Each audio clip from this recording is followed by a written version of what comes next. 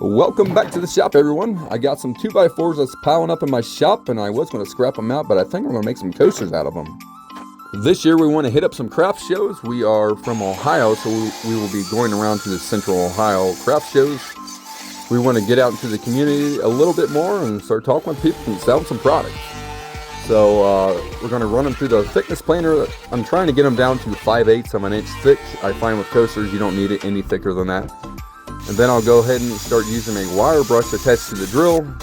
What this is doing is it's shaving out all the wood in between the wood grain, and it'll actually make the wood grain pop, and it gives it that rustic look.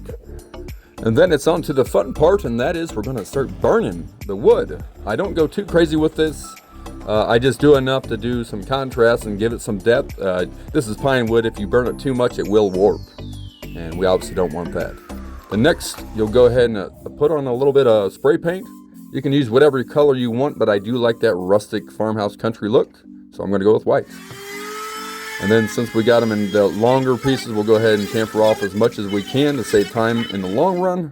Then over to the table saw, we are going to rip it down to 3.5 inches. I've done 4-inch coasters, and it just seems like the 3.5 is about the perfect overall dimension.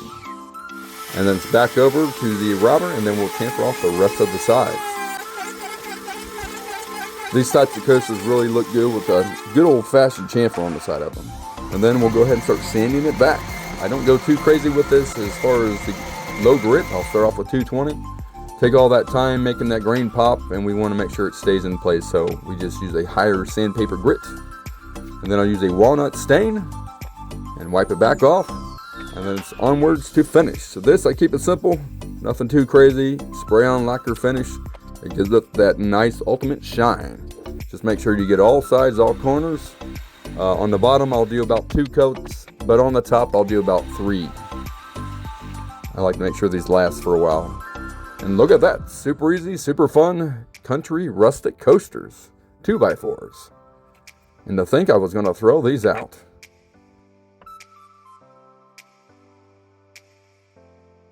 Thanks for watching, everybody. Have a good day.